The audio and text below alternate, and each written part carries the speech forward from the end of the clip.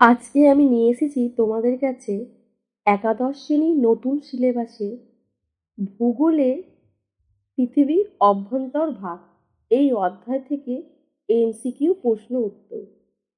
এই এমসিকিউ প্রশ্ন উত্তরগুলো তোমাদের সেমিস্টার 1 পরীক্ষার ক্ষেত্রে কাজে আসে। একাদশ শ্রেণীতে সেমিস্টার 1 পরীক্ষা তোমাদের সম্পূর্ণটাই দিতে হবে 40 নম্বরের এমসিকিউ প্রশ্নের উপর বেস করে। আজ আমি আমার ভিডিওতে ভূগোলের পৃথিবীর অভ্যন্তর ভাগ এই অধ্যায় থেকে এমসিকিউ প্রশ্ন উত্তর নিয়ে আলোচনা করব। তোমরা ভিডিওটা প্রথম থেকে শেষ পর্যন্ত কোথাও স্কিপ না করে মন দিয়ে শুনবে, আর এই প্রশ্ন উত্তরগুলো তোমাদের খাতার মধ্যে নোট করে নেবে। শুরুতেই আমি বলে রাখি, আমি প্রশ্ন উত্তরগুলো মুখে মুখে বলেছি, তার কারণ ভিডিওটা আমি একা বানাচ্ছি আর আমার চ্যানেলটা ছোট, তো ক্যামেরা করতে অসুবিধা হচ্ছে। সেই কারণে আমি ভিডিও যে প্রশ্ন উত্তরগুলো বলছি তোমরা সেগুলো মন দিয়ে শুনবে ও খাতার মধ্যে নোট করে নিয়ে পড়বে। আমার মনে হয় না তোমাদের সেমিস্টার 1 পরীক্ষার ক্ষেত্রে কোনো অসুবিধা হবে, কারণ আমি যে প্রশ্নগুলো বলবো সেমিস্টার 1 পরীক্ষার ক্ষেত্রে পৃথিবীর অভ্যন্তর্ভাগ এর থেকে এর বাইরে কোনো প্রশ্ন হতে পারে না। এছাড়াও আমি আমার চ্যানেলেতে তোমাদের যে জিওগ্রাফি প্র্যাকটিক্যালে আছে রৈখিক স্কেল, মার্কেটো বিক্ষেপ, মানচিত্র বিক্ষেপ, বিভিন্ন ধরনের তোমাদের প্র্যাকটিক্যালে ভূগোলের অন্যান্য সাবজেক্টের নানা রকম আমি ভিডিও আপলোড করেছি। তোমরা চাইলে আমার চ্যানেলে গিয়ে সেই ভিডিওগুলো দেখতে পারো, কারণ তোমাদের পরীক্ষার ক্ষেত্রে এগুলো খুবই গুরুত্বপূর্ণ। এখন দেখো সেমিস্টার 1 পরীক্ষা, তোমাদের 2-3 মাসের জন্য বই কিনবে, আবার সেমিস্টার সেই 2-3 মাসের জন্য হয়ে যাবার পরে আবার সেমিস্টার 2 এর জন্য বই কিনতে হবে। এটা সবসময় সবার পক্ষে সম্ভব হয় না। সেই কারণে বিভিন্ন রকম ইউটিউব চ্যানেল থেকে তোমরা যদি এই প্রশ্ন উত্তরগুলো নোট ডাউন করে নাও তাহলে তোমাদের অনেকটাই সুবিধা হবে। তাহলে চলো আজকে আমি আমার এই যে পৃথিবীর অভ্যন্তর্ভাগ এই অধ্যায় থেকে এমসিকিউ প্রশ্ন উত্তর শুরু করি। ভূ অভ্যন্তরে তাপমাত্রা বৃদ্ধির গড় হার কত? ভূ অভ্যন্তরে তাপমাত্রা বৃদ্ধির গড় হার হলো প্রতি 32 মিটার গভীরতায় 1 ডিগ্রি সেন্টিগ্রেড। তাহলে প্রথম কোশ্চেন কি, ভূ অভ্যন্তরে তাপমাত্রা বৃদ্ধির গড় কত? এর উত্তর হচ্ছে প্রতি 32 মিটার গভীরতায় 1 ডিগ্রি সেন্টিগ্রেড। দ্বিতীয় প্রশ্ন দেখো, মহাদেশীয় ভূত্বক যে উপাদানে প্রাধান্যযুক্ত সেটির নাম কি? সেটির নাম হলো Si+Al, অর্থাৎ সিলিকন ও অ্যালুমিনিয়াম। তৃতীয় দেখো, পৃথিবীর কঠিন বহিরাবরণকে কি বলে? পৃথিবীর কঠিন বহিরাবরণকে বলা হচ্ছে ভূপৃষ্ঠ। নেক্সট, শিয়াল স্তরটি মূলত যে ধরনের শিলা দিয়ে গঠিত সেটির নাম কি? সেটির নাম হলো গ্রানাইট।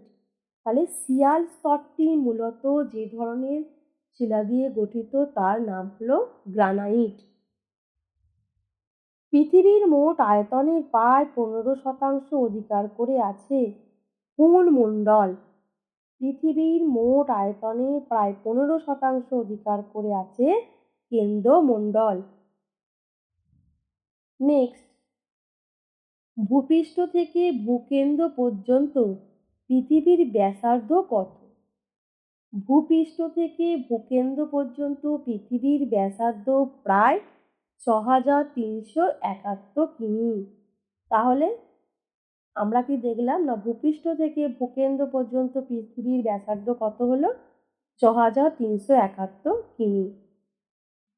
নেক্সট দেখো, মহাসাগরীয় বা সামুদ্রিক ভূত্বক গঠনকারী প্রধান শিলাটির নাম কি? মহাসাগরীয় বা সামুদ্রিক ভূত্বক গঠনকারী প্রধান শিলাটির নাম হলো ব্যাসল্ট। নেক্সট, ভূত্বক ও গুরুমণ্ডল মধ্যবর্তী কম ঘনত্বযুক্ত স্তরটিকে কি বলা হয়? ভূত্বক ও গুরুমণ্ডলের মধ্যবর্তী কম ঘনত্বযুক্ত স্তরটিকে কি বলা হয়? এখানে আমার উত্তর হবে অ্যাসথেনোস্ফিয়ার। তাহলে ভূত্বক ও গুরুমণ্ডলের মধ্যবর্তী কম ঘনত্বযুক্ত স্তরটির নাম হলো অ্যাসথেনোস্ফিয়ার। নেক্সট, মহাসাগরের তলদেশে নিম্নাংশ মূলত যে জাতীয় শিলা দ্বারা গঠিত তার নাম কি? তাহলে মহাসাগরের তলদেশে নিম্নাংশ মূলত যে জাতীয় শিলা দ্বারা গঠিত তার নাম হলো ব্যাসল্ট। নেক্সট দেখো, গুরুমণ্ডলের ঊর্ধ্বসীমায় অবস্থিত বিযুক্তি তলটির নাম কি? গুরুমণ্ডলের ঊর্ধ্বসীমায় অবস্থিত বিযুক্তি তলটির নাম হলো মোহবিযুক্তি। তোমাদের যাতে লিখতে অসুবিধা না হয় আমি খুবই স্লো বলছি, দেখো আমার মনে হয় তোমরা লিখতে পারবে। নেক্সট দেখো, পৃথিবীর গড় ঘনত্ব কত? পৃথিবীর গড় ঘনত্ব হলো 5.5 গ্রাম পার সেমি কিউব। এই গেল পৃথিবীর গড় ঘনত্ব 5.5 গ্রাম পার সেমি কিউব। নেক্সট, ভূত্বক যার উপর ভাসমান অবস্থায় রয়েছে সেটির নাম কি? ভূত্বক যার উপর ভাসমান অবস্থায় আছে তার নাম হলো অ্যাসথেনোস্ফিয়ার। নেক্সট, কেন্দ্রমণ্ডলের পদার্থসমূহ প্রচণ্ড তাপ ও চাপে রয়েছে কীরকম অবস্থায়? কেন্দ্রমণ্ডলের পদার্থসমূহ প্রচণ্ড তাপ ও চাপে রয়েছে কীরকম অবস্থায়? এর উত্তর হবে স্থিতিস্থাপক বা সান্ধ্য অবস্থা। তাহলে কি উত্তর হলো? স্থিতিস্থাপক বা সান্ধ্য অবস্থা। নেক্সট দেখো, কেন্দ্রমণ্ডলের গড় ঘনত্ব কত? কেন্দ্রমণ্ডলের গড় ঘনত্ব হলো 10 থেকে 13 গ্রাম পার ঘন সেমি। তাহলে কেন্দ্রমণ্ডলের গড় ঘনত্ব কত পেলাম? 10 থেকে 13 গ্রাম পার ঘন সেমি। নেক্সট দেখো, নেক্সট হলো ক্রোফো সীমা স্তরটি কোথায় অবস্থিত? এর উত্তর হবে আমার ঊর্ধ্ব গুরুমণ্ডলে।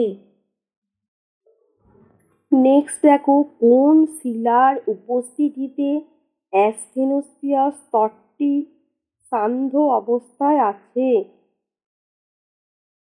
তাহলে নেক্সট কোশ্চেন কি পেলাম?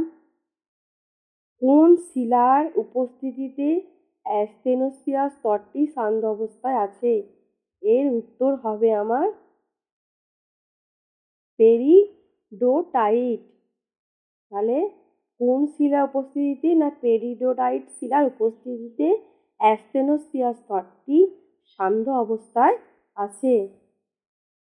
নেক্সট দেখো, গুরুমণ্ডলের উপরিভাগকে কি বলা হয়? গুরুমণ্ডলের উপরিভাগকে বলা হয় ক্রোফেসিমা। গুরুমণ্ডলের উপরিভাগকে কি বলা হয়? ক্রোফেসিমা। ভূত্বকের গড় গভীরতা কত? ভূত্বকের গড় গভীরতা হলো 40 কিলোমিটার। নেক্সট দেখো, গুরুমণ্ডলের নিম্নসীমায় অবস্থিত বিযুক্তি তলটির নাম কি? গুরুমণ্ডলের নিম্নসীমায় অবস্থিত বিযুক্তি তলটির নাম হলো গুটেনবার্গ বিযুক্তি। লেহমান বিযুক্তি সংলগ্ন দুটি স্তরের নাম লেখো। লেহমান বিযুক্তি সংলগ্ন দুটি স্তরের নাম হলো বহি ও অন্তঃকেন্দ্রমণ্ডল। পৃথিবীর কেন্দ্রের চাপ ভূত্বকের চাপ অপেক্ষায় কত গুণ বেশি? পৃথিবীর কেন্দ্রের চাপ ভূত্বকের চাপ অপেক্ষায় 30 লক্ষ গুণ বেশি। গুরুমণ্ডলের গভীরতা ভূপৃষ্ঠ থেকে প্রায় কত কিলোমিটার? গুরুমণ্ডলের গভীরতা ভূপৃষ্ঠ থেকে প্রায় ২৯০০ কিলোমিটার। নিফের আসলে কি? নিফে হলো আসলে কেন্দ্রমণ্ডল। ভূগর্ভে ভূকম্পের কম গতিবেগ অঞ্চলে যে গভীরতায় অবস্থিত সেটি কত? কি ভূগর্ভের ভূকম্পর কম গতিবেগী অঞ্চল যে গভীরতা অবস্থিত তার নাম হলো ১০০ থেকে ২৫০ কিলোমিটার। নেক্সট দেখো, অ্যাসথেনোস্ফিয়ার শান্ত কেন? অধিক তাপমাত্রা ও পেরিডোটাইটে জলের উপস্থিতির জন্য। তাহলে অ্যাসথেনোস্ফিয়ার শান্ত কেন? না অধিক তাপমাত্রা ও পেরিডোটাইটে জলের উপস্থিতির জন্য। নেক্সট দেখো, ক্রোফেসিমা ও নিফেসিমার মাঝে কোন বিযুক্তি রেখা আছে? ক্রোফেসিমা ও নিফেসিমার মাঝে আছে রেপিত্তি বিযুক্তি রেখা। গুরুমণ্ডলের গড় উষ্ণতা কত? গুরুমণ্ডলের গড় উষ্ণতা হলো ২০০০ ডিগ্রি সেন্টিগ্রেড থেকে ৩০০০ ডিগ্রি সেন্টিগ্রেড। তাহলে গুরুমণ্ডলে গড় উষ্ণতা কত হলো? না ২০০০ ডিগ্রি সেন্টিগ্রেড থেকে ৩০০০ ডিগ্রি সেন্টিগ্রেড। বিমিশ্র ভূত্বক কোথায় অবস্থান করে? বিমিশ্র ভূত্বক অবস্থান করে মহাসাগরীয় শৈলশিরায়। তাহলে বিমিশ্র ভূত্বক কোথায় অবস্থান করে? মহাসাগরীয় শিলায়। ভূপৃষ্ঠে সবচেয়ে বেশি ক্রিয়াশীল তরঙ্গ কোনটি? ভূপৃষ্ঠে সবচেয়ে বেশি ক্রিয়াশীল তরঙ্গ হল এল তরঙ্গ। এস তরঙ্গ কোন স্তরে প্রবেশ করতে পারে না?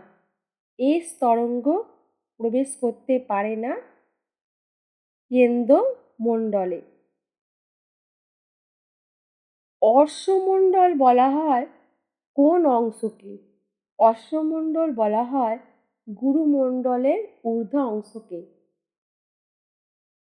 অগ্ন্যুৎপাতের মাধ্যমে নির্গত অর্ধগলিত সান্দ্র পদার্থ আসলে কি? অগ্ন্যুৎপাতের মাধ্যমে নির্গত অর্ধগলিত সান্দ্র পদার্থ আসলে ম্যাগমা। সর্বাধিক ধ্বংসকারী ভূকম্পীয় তরঙ্গ কোনটি? সর্বাধিক ধ্বংসকারী ভূকম্পীয় তরঙ্গ হল এল তরঙ্গ।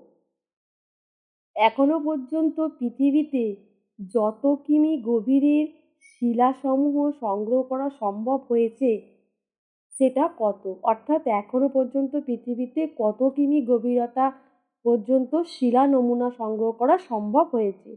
এর উত্তর হবে ১০ কিলোমিটার। ভূপৃষ্ঠ থেকে ভূ অভ্যন্তরে উষ্ণতা বৃদ্ধির হার কী নামে পরিচিত?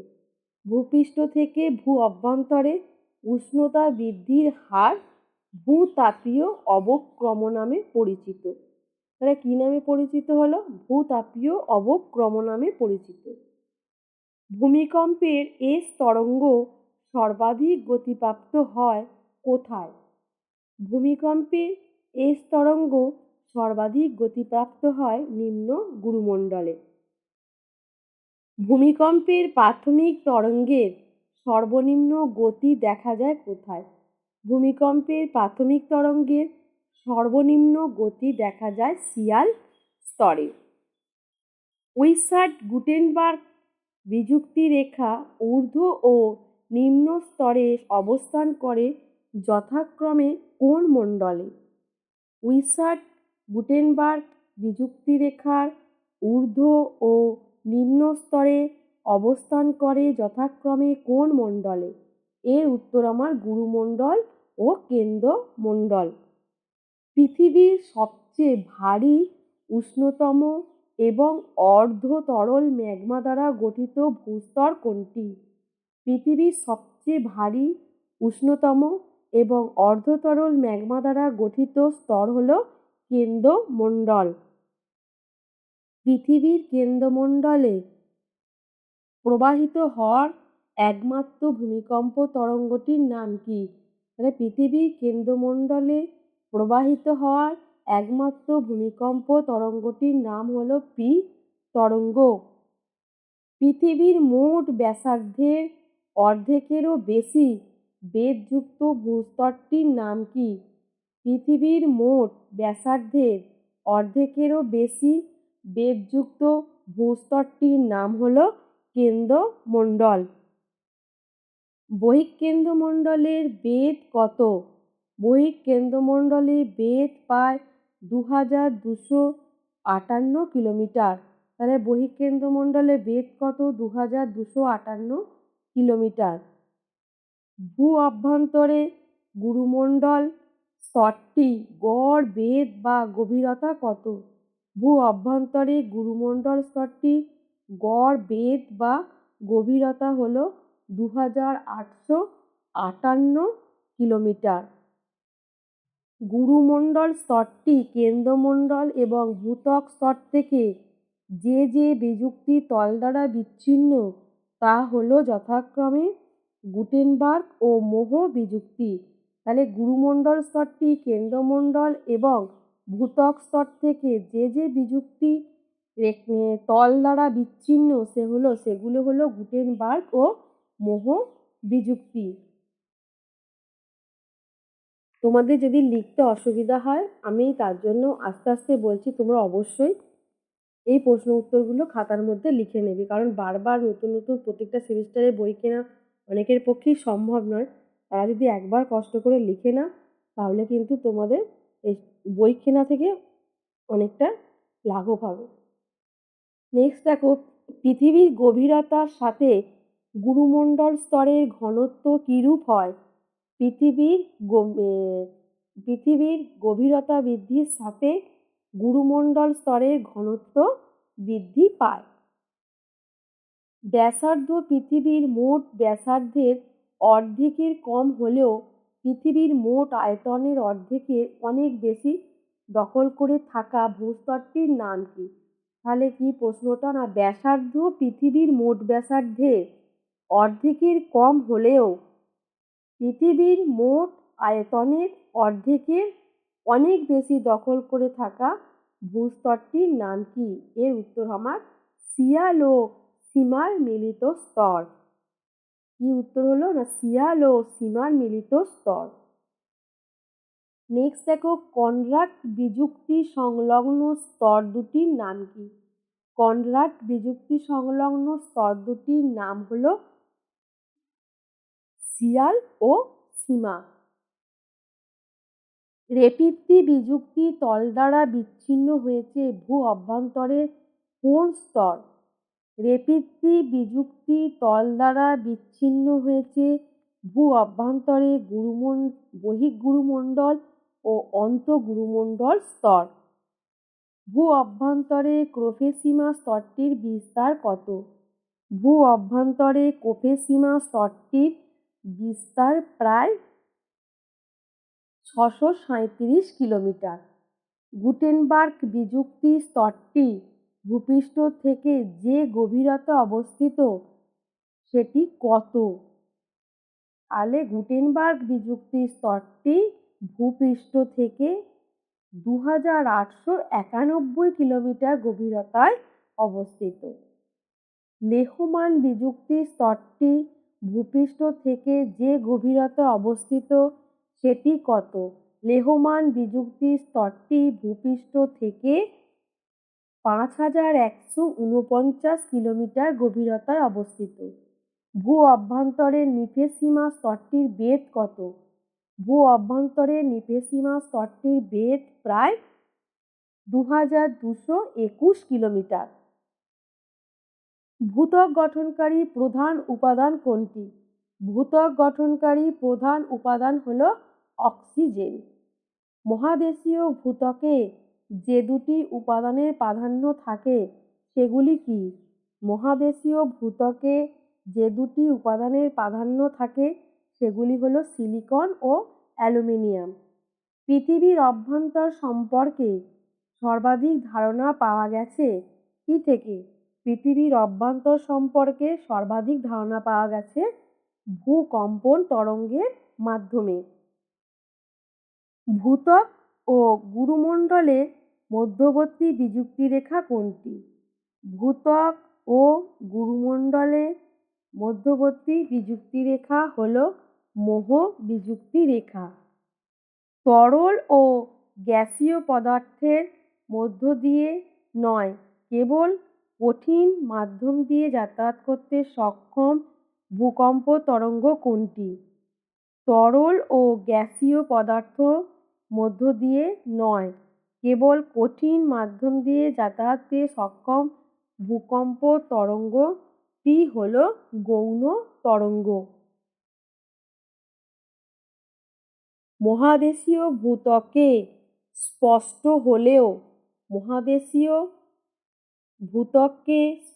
হলেও মহাসাগরীয় ভূত্বকে যে বিযুক্তি সুস্পষ্ট নয় তার নাম কি?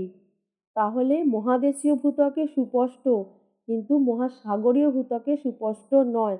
কোন বিযুক্তি রেখা? সেটি হলো কনরাড বিযুক্তি রেখা।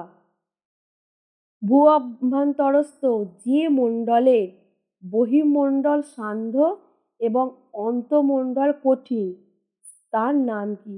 ভূ অভ্যন্তরে যে বহির্মণ্ডল সান্দ্র এবং অন্তর্মণ্ডল কঠিন তার নাম হলো কেন্দ্রমণ্ডল। ভূ অভ্যন্তরের গঠনগত পার্থক্যের জন্য যে তল বরাবর ভূকম্পন তরঙ্গের গতিবেগ ঘন্টায় পরিবর্তিত হয় সেই তলকে বলা হয় বিযুক্তি। তাহলে ভূ অভ্যন্তরের গঠনগত পার্থক্যের জন্য যে তল বরাবর ভূমিকম্প তরঙ্গের গতিবেগ হঠাৎ পরিবর্তিত হয় সেই তলকে বলা হয় বিযুক্তি তল। ভূত্বকের 100 কিলোমিটারের মধ্যে তাপমাত্রা বৃদ্ধির হার কত? ভূত্বকে 100 কিলোমিটারের মধ্যে তাপমাত্রা বৃদ্ধির হার হলো 15 ডিগ্রি থেকে 30 ডিগ্রি সেন্টিগ্রেড পার কিমি। উপকেন্দ্র থেকে যে কৌণিক দূরত্বে ভূকম্প ছায়া বলয় অবস্থান করে সেটি কত? উপকেন্দ্র থেকে যে কৌণিক দূরত্বে ভূকম্প ছায়া বলয় অবস্থান করে তা কত? তাহলে উপকেন্দ্র থেকে যে কৌণিক দূরত্ব ভূকম্প ছায়া বলয় অবস্থান করে সেটি হলো 104 ডিগ্রি থেকে 140 ডিগ্রি। ঊর্ধ্বমেন্টলে 410 থেকে 1000 কিলোমিটার গভীরতায় পি তরঙ্গের বেগ হঠাৎ বেড়ে যাওয়ায় স্তরটির কী নাম?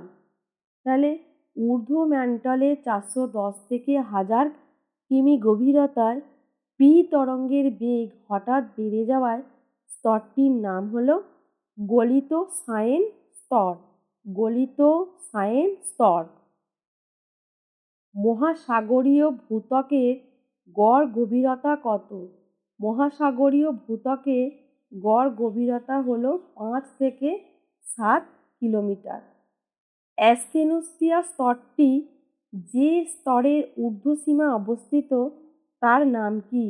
অ্যাস্থেনোস্ফিয়ার স্তরটি যে স্তরে ঊর্ধ্বসীমা অবস্থিত তার নাম হলো বহির্গুরুমণ্ডল।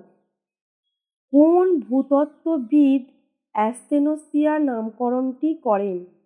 অ্যাস্থেনোস্ফিয়ার নামকরণটি করেছিলেন ব্যারেল। তাহলে কোন ভূতত্ত্ববিদ অ্যাস্থেনোস্ফিয়ার নামকরণটি করেন? ব্যারেল। ভূত্বকের গড় গভীরতা কত কিলোমিটার? ভূত্বকের গড় গভীরতা হলো 30 কিলোমিটার। নিফে বলে পরিচিত যে স্তরটি তার নাম কি?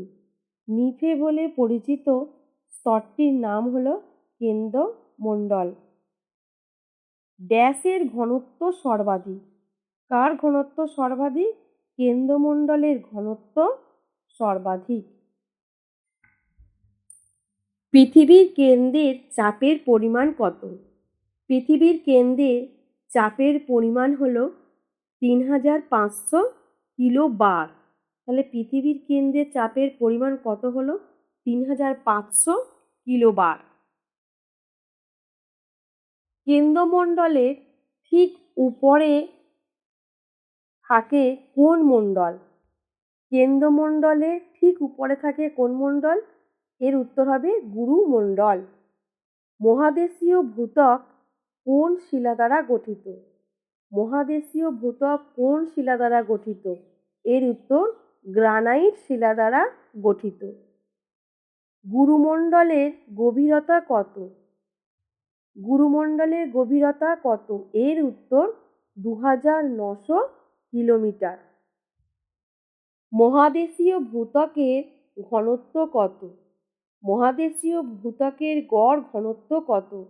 এর উত্তর প্রায় 2.70 থেকে 2.80 গ্রাম পার ঘন সেমি। তাহলে কি উত্তর পেলাম? 2.70 থেকে 2.80 গ্রাম পার ঘন সেমি। নেক্সট দেখো, মহাসাগরীয় ভূত্বকের ঘনত্ব কত? মহাসাগরীয় ভূত্বকের ঘনত্ব হলো প্রায় 2.90 থেকে 3 গ্রাম পার ঘন সেমি। তাহলে মহাদেশীয় ভূত্বকের ঘনত্ব কত হলো? প্রায় 2.90 থেকে 3 গ্রাম পার ঘন সেমি। ভূগর্ভের অন্তঃগুরুমণ্ডলের ব্যাপ্তি কত? ভূগর্ভে অন্তঃগুরুমণ্ডলের ব্যাপ্তি কত? ভূগর্ভে অন্তঃগুরুমণ্ডলের ব্যাপ্তি হল 700 থেকে 2900 কিলোমিটার। এর উত্তর হচ্ছে 700 থেকে 2900 কিলোমিটার। পৃথিবীর কেন্দ্রমণ্ডলের বিস্তার কত? পৃথিবীর কেন্দ্রমণ্ডলের বিস্তার হল 2900 থেকে 6371 কিলোমিটার। তাহলে পৃথিবীর কেন্দ্রমণ্ডলের ব্যাসার্ধ কত হলো? 2900 থেকে 6371 কিলোমিটার। সিয়াল শিলাস্তর হলো কোন শিলাস্তর? অর্থাৎ সিয়াল শিলাস্তর বলা হয় কোন শিলাস্তরকে? এর উত্তর হলো গুরু শিলাস্তর। তাহলে সিয়াল শিলাস্তর বলা হয় কোন শিলাস্তরকে? গুরু শিলাস্তরকে। কেন্দ্রমণ্ডলের অভ্যন্তরে পদার্থগুলি কিভাবে অবস্থান করে? কেন্দ্রমণ্ডলে পদার্থগুলি সান্ধ্য অবস্থায় অবস্থান করে। তাহলে কেন্দ্রমণ্ডলের পদার্থগুলি কি অবস্থায় অবস্থান করে? এই প্রশ্নের উত্তরটা হলো সান্ধ্য অবস্থায় অবস্থান করে। পৃথিবীর কেন্দ্রমণ্ডলে গড় উষ্ণতা কত? পৃথিবীর কেন্দ্রমণ্ডলের গড় উষ্ণতা হলো 6000 ডিগ্রি সেন্টিগ্রেড। তাহলে পৃথিবীর কেন্দ্রমণ্ডলে গড় উষ্ণতা কত হলো? এর উত্তর 6000 ডিগ্রি সেন্টিগ্রেড। মহাসাগরীয় ভূত্বক যে শিলা দ্বারা গঠিত তার নাম কি? তাহলে মহাসাগরীয় ভূত্বক গঠিত হচ্ছে ব্যাসল্ট শিলা দিয়ে। ভূ অভ্যন্তরীণ স্তরগুলির মধ্যে কোন স্তরে ঘনত্ব ও ভর সবচেয়ে বেশি? না, ভূ অভ্যন্তরীণ স্তরগুলির মধ্যে ঘনত্ব ও ভর বেশি কেন্দ্রমণ্ডলে। তাহলে ভূ অভ্যন্তরীণ স্তরগুলোর মধ্যে কোন স্তরের ঘনত্ব বা ভর বেশি? এই প্রশ্নের উত্তর হলো কেন্দ্রমণ্ডল। ঊর্ধ্বগুরুমণ্ডলের অর্ধতরল ও নমনীয় স্তরটির নাম কি? ঊর্ধ্বগুরুমণ্ডলের অর্ধতরল ও নমনীয় স্তরটির নাম কি? এই প্রশ্নের উত্তর হলো অ্যাস্টেনোস্ফিয়ার। সমগ্র কেন্দ্রমণ্ডলের ব্যাস কত? সমগ্র কেন্দ্রমণ্ডলের ব্যাস হলো 7000 কিলোমিটার। কোন ভূমিকম্প তরঙ্গ তরল পদার্থের মধ্য দিয়ে প্রবাহিত হতে পারে না?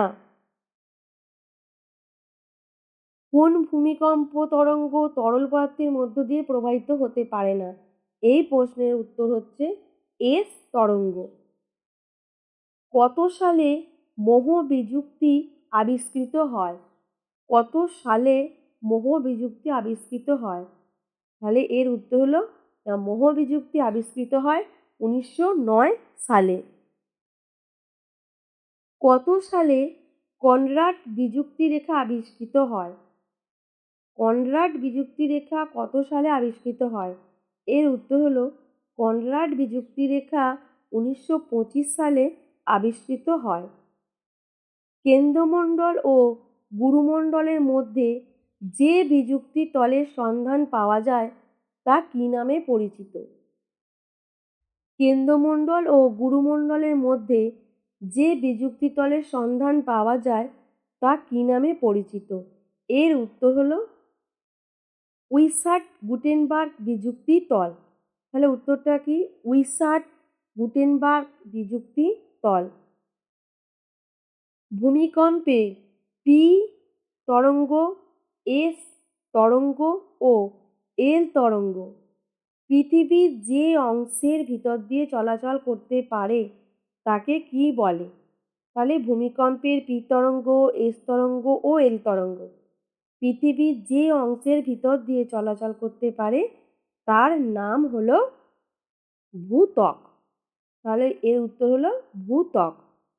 এস তরঙ্গ পৃথিবীর কোন অংশ দিয়ে চলাচল করতে পারে না?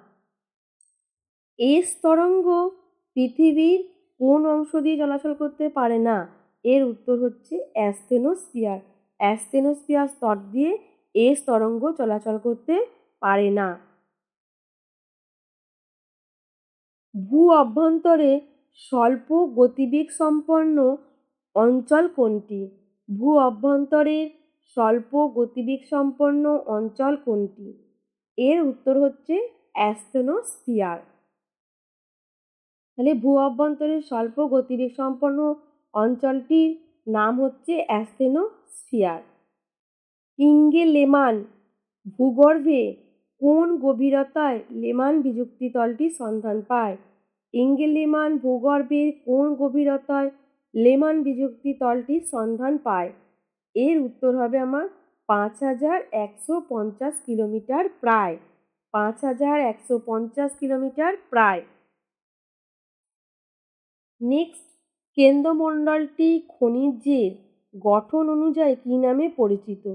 তাহলে কেন্দ্রমণ্ডল খনিজের গঠন অনুযায়ী কী নামে পরিচিত? কেন্দ্রমণ্ডল খনিজের গঠন অনুযায়ী নিফে নামে পরিচিত। ভূত্বকের শিয়াল ও সীমাস্তরের মাঝে যে বিযুক্তি তল অবস্থিত তার নাম কি? ভূত্বকের শিয়াল ও সীমাস্তরের মাঝে যে বিযুক্তি তল অবস্থিত তার নাম হলো কনরাড বিযুক্তি তল। নেক্সট দেখো, প্রধানত কোন শিলা দ্বারা অ্যাস্টেনোস্ফিয়ার গঠিত? প্রধানত পেরিডোটাইট শিলা দ্বারা অ্যাস্টেনোস্ফিয়ার গঠিত। তাহলে অ্যাস্টেনোস্ফিয়ার প্রধানত কোন শিলা দিয়ে গঠিত হলো? পেরিডোটাইট শিলা দিয়ে গঠিত। গুরুমণ্ডল পৃথিবীর মোট আয়তনের কত শতাংশ অধিকার করে আছে? তাহলে গুরুমণ্ডল পৃথিবীর মোট আয়তনের কত শতাংশ অধিকার করে আছে? না 82%। গুরুমণ্ডল পৃথিবীর মোট আয়তনের কত শতাংশ অধিকার করে আছে? এর উত্তর হলো আমার 82%। নেক্সট দেখো, কোন স্তরে লোহা ও নিকেলের পরিমাণ সবথেকে বেশি? তাহলে লোহা ও নিকেলের পরিমাণ সবথেকে বেশি যে স্তর, সেই স্তরটির নাম হলো কেন্দ্রমণ্ডল। কোন স্তরে লোহা ও নিকেলের পরিমাণ সবথেকে বেশি? এর উত্তর কেন্দ্রমণ্ডল স্তর। নেক্সট দেখো, ভূপৃষ্ঠ থেকে যত গভীরে যাওয়া যায় ততই উত্তাপের কিরূপ পরিবর্তন ঘটে? ভূপৃষ্ঠ থেকে যতই গভীরে যাওয়া যায় ততই উত্তাপে কিরূপ পরিবর্তন ঘটে? না ততই উত্তাপ বৃদ্ধি পায়। তাহলে ভূপৃষ্ঠ থেকে যত গভীরে যাওয়া যায় ততই উত্তাপে কিরূপ পরিবর্তন ঘটে? এই প্রশ্নের উত্তরটা হলো উত্তাপে বৃদ্ধি পায়। নেক্সট দেখো, কেন্দ্রমণ্ডলের মূল উপাদান কি? তাহলে কেন্দ্রমণ্ডলের মূল উপাদান কি? এই প্রশ্নের উত্তর হলো কেন্দ্রমণ্ডলের মূল উপাদান নিকেল ও লোহা। নিকেল ও লোহা নিয়ে কেন্দ্রমণ্ডল গঠিত। তাহলে কেন্দ্রমণ্ডলের মূল উপাদান কি? এই প্রশ্নের উত্তর হলো নিকেল ও লোহা। তাহলে বন্ধুরা, আজকে আমি তোমাদের সেমিস্টার 1-এ ভূগোলের পৃথিবীর অভ্যন্তরভাগ এই অধ্যায় থেকে এমসিকিউ প্রশ্ন উত্তর নিয়ে আলোচনা করলাম। আমি আশা করছি এর বাইরে কোনো প্রশ্ন তোমাদের পরীক্ষায় আসবে না। সুতরাং তোমরা প্রথম থেকে শেষ পর্যন্ত ভিডিওটা অবশ্যই মন দিয়ে শুনবে ও উত্তরগুলো খাতার মধ্যে নোট করে রেখে দেবে। আর আমার চ্যানেলটা সাবস্ক্রাইব করে আমার পাশে থাকবে।